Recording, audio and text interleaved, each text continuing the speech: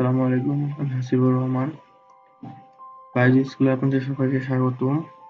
আমরা বেসিক পঞ্চম পর্বে ইন্টারনেট সম্পর্কে জানার চেষ্টা করব।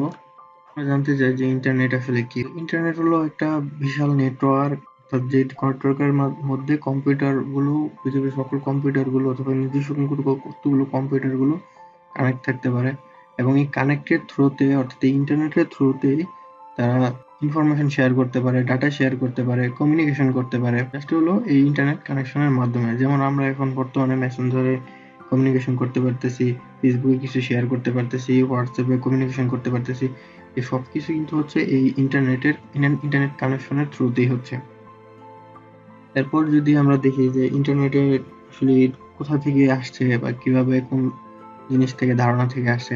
ইউনাইটেড স্টেটসের একটা research agency, advance research agency ARPA, তারা একটা আসলে দুইটা জিনিসের উপর মূলত বেসিস করে ধারণাটা আসে। প্রথমটা ছিল যে তারা তাদের দুইটা কি তিনটা একাধিক ইউনিভার্সিটির মধ্যে কানেকশন করবে, যে তারা এক ইউনিভার্সিটি আরেক ইউনিভার্সিটির মধ্যে কমিউনিকেশন করবে, একটা রিলায়েবল কমিউনিকেশন, রিসার্চের ব্যাপারে ইনফরমেশন শেয়ার করতে পারবে।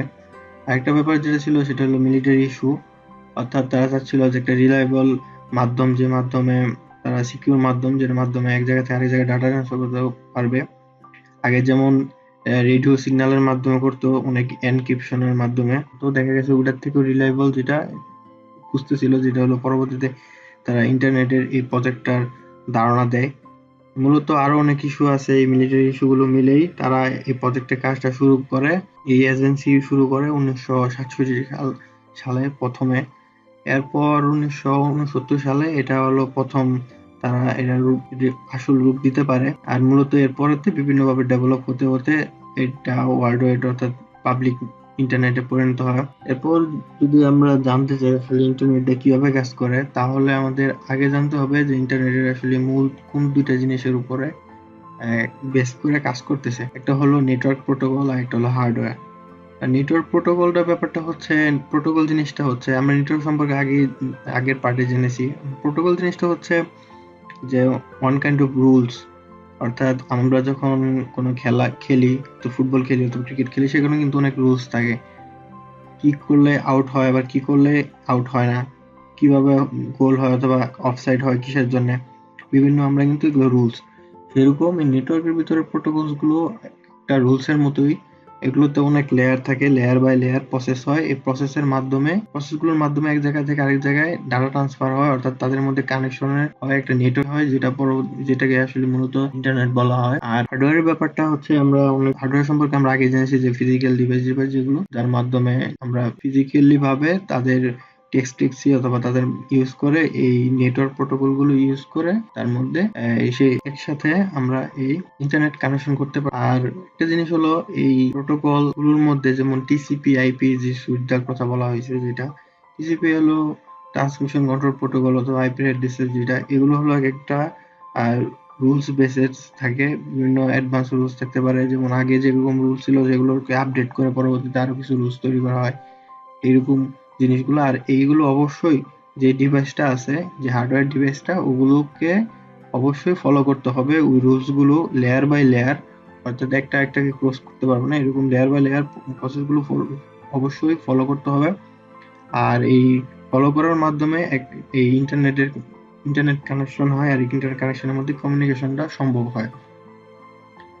আর আমরা যদি একটু বিস্তারিতভাবে জানার চেষ্টা করি আসলে প্রোটোকলের ভিতরে আরেকটা জিনিস হচ্ছে, যে আমরা বলছিলাম যে লেয়ার গুলো আছে, বিভিন্ন লেয়ার, এরকম আরো কিছু লেয়ার আছে যেগুলোর মাধ্যমে দেখা গেছে যে আমরা এক কম্পিউটার থেকে যদি যখন আরেক কম্পিউটারে ডাটা পাঠাই, যেমন একজন হ্যালো লিখলো, এই হ্যালো জিনিসটাই আসলে তারা করে কি ইলেকট্রিক সিগন্যালে পরিণত হয়। তারপর ওইটা প্যাকেট সুইচিং এর মাধ্যমে বিভিন্ন লেয়ার বাই লেয়ার প্রসেস হয়ে হয়ে তারপর যে রিসিভার তার কাছে যায়, আবার ওই ইলেকট্রিক সিগন্যাল থেকে সেটা আবার টেক্সটে পরিণত হয়ে তারপর আবার তারকে সেটা শো করে যে হ্যালো আরেকজন থেকে আসছে।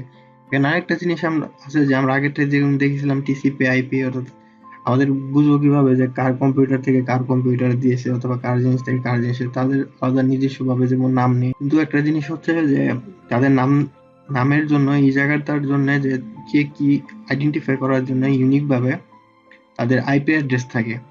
অর্থাৎ যাদেরকে আমরা যেটাকে বলি আমরা আইপি, অর্থাৎ এক কম্পিউটারের একই নেটওয়ার্কের ভিতরে, যে পাবলিক নেটওয়ার্ক হোক অথবা প্রাইভেট নেটওয়ার্ক হোক, এই নেটওয়ার্কের ভিতরে অবশ্যই যে কানেকশন থাকবে ডিভাইসগুলো সবগুলোর আইপি ইউনিক থাকবে। অর্থাৎ ইউনিক বলতে একজনের আইপি যেটা থাকবে নাম্বার, বা অপরজনের আইপি অবশ্যই নাম্বার থাকবে, অন্য নাম্বার থাকতে হবে, সেম আইপি থাকবে না।